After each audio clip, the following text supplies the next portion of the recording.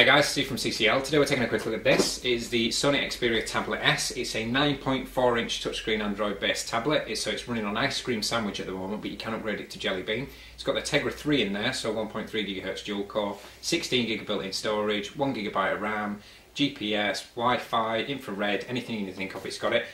So yeah, let's move the camera and see what you get.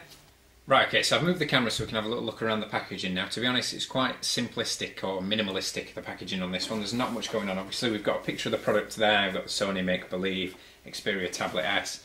On the side, we've got the sticker with the serial number. It tells us that it's a 16 gig model. And if we look on the back, it just says, please read the instructions carefully.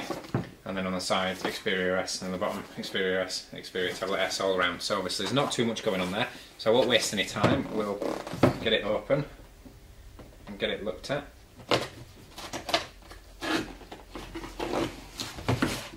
So first thing you see when you open the box is the tablet itself, so I'm going to pop that to one side just to annoy everybody.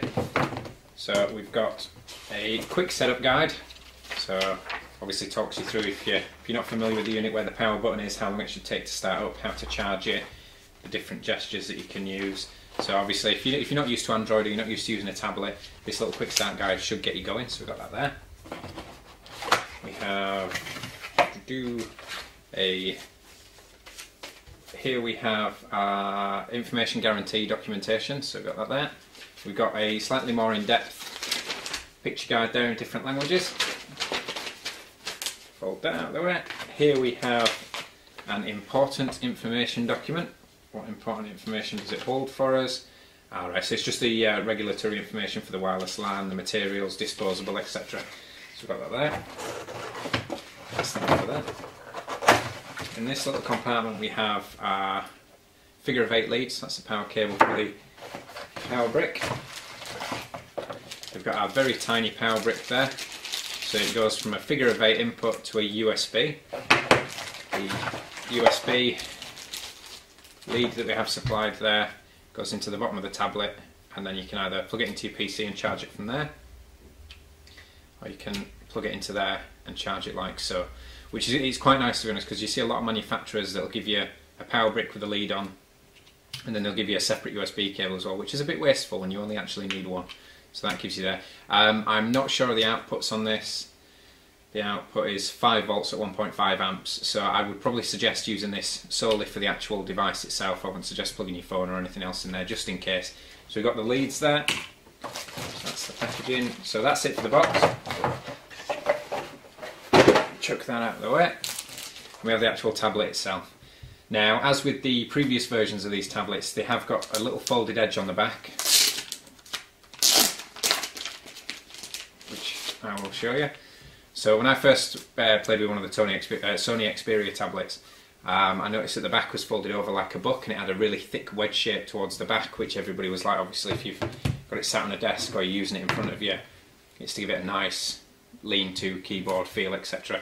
But I wasn't a huge fan of it. It felt too bulky when you were holding it in landscape mode, and your hands were holding what felt like a wedge. So they've still gone for that design, but they've made it a much more low profile. Obviously I believe the battery's in there, so that obviously helps with the battery life and size. So if you look around the actual unit, here we've got a sticker that says, for splash-proof use, close multi-port cover and SD card memory covers tightly. So here we've got the multifunction cover there. Now you can actually, obviously for this, we've got the USB lead, so that's so you can connect it to your PC. Just plugs in like so, and that's so you can connect it to your PC or charge it, transfer files to it. But Sony have actually done, you can get one of those connections to HDMI, one of those connections to female USB, so you can plug other devices in like an external hard drive, etc. So you can get all those separately. But obviously if you're going to be getting the unit, I wouldn't say wet because it's not waterproof, but if you're going to be using it, say for example in the kitchen, if you're going to be cooking, I've got an Android app for cooking, so I've got all my recipes and stuff, and you know, if you're in and out of the sink washing stuff, etc., you can get water splashes everywhere, so you need to make sure that these are closed tightly. Up on this side, let me just take this off. Up on this side we've got the 3.5mm jack for the headphones, and then just underneath that is a little pull-out cover which is attached, so you do need to be careful that you don't break that off. And there we have a full-sized SD card slot. So I'm not sure why it's full-sized, but if you do have a micro SD card that you want to use in there, you can just use a micro SD to full-size SD adapter. So again, just pop that back in there, like so. Now on this unit we have a front-facing camera and a rear-facing camera, so obviously you can take pictures of things and take pictures of yourself at the same time. Looking around the rest of the unit, we've got these speakers here, so obviously if you're holding the unit like that you're not going to be covering them up, and if you sit it down they're not going to be covered up either because you've got the little feet raising them up. So we've got two speakers there for stereo sound. We have power and volume controls, so we've got volume up and down and the power control, and that's pretty much it for obviously external inputs other than the screen. So I'm just going to power it on, see how long it takes to start. I might skip through this if it's embarrassingly or awkwardly long. So we've got the Sony logo there, so I've got some fingerprints all over this already. It is quite, obviously around the glossy sides you can see the fingerprints, but when the actual screen's illuminated, the actual touch screen area, you can't see them that badly. But obviously Sony like to do everything piano black and glossy black, so you're going to want to keep this clean and scratch free. You can get matte screen protectors for these, obviously, to take the glare off if you're suffering from that in well lit areas. So it's giving us a nice little Sony Xperia boot up logo there. Now this is first use obviously, so it's going to want me to choose my language and configure it and such. So we'll just go through this. So select your language. We've got English US and we've got English United Kingdom, so we'll go for English UK. Next. I've got a end user license agreement, I accept. Next. Set up Wi-Fi, we'll set up Wi-Fi later. Is the time correct? It is indeed. Use Google location, yeah you can do.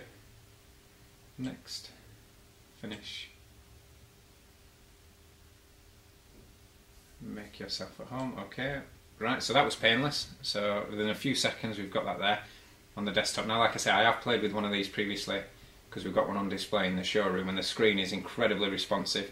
It's a 1280 by 800 resolution, so it's a really nice display on there, really high contrast colours, everything looks fantastic.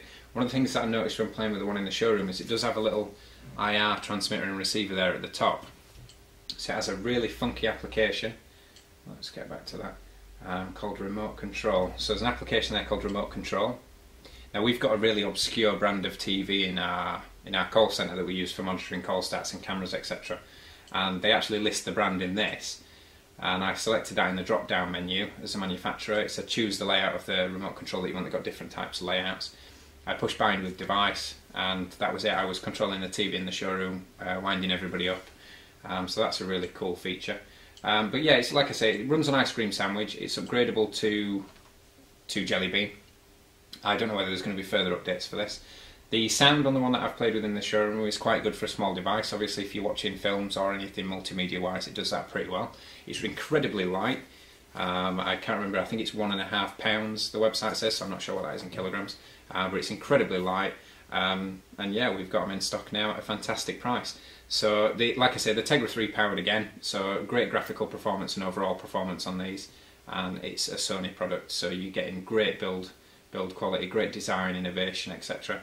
And with the HDMI outputs and stuff like that, if you've got 16 gigs worth of storage, you can put all your TV shows, all your films and stuff on there, take them where you want to go, plug it into a friend's TV, etc. and you're away. So yeah, I've got these in stock at the moment at a fantastic price. I'll put a link to the product in the description below, and if you could rate, comment and subscribe. My name's Steve, thanks for watching.